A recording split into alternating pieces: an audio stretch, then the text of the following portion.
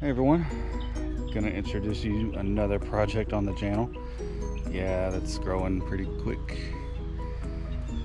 Went to Mississippi and picked up a 1970 Plymouth Satellite two-door.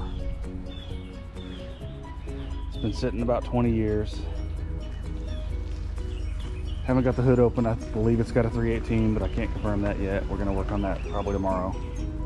Today, I'm just gonna pressure wash this thing, make it look a little better. Didn't get a lot of footage of us loading it up or anything, but it was an ordeal. We didn't have a winch or anything, so it took a lot of labor. And I'll do a full clean out and walk around and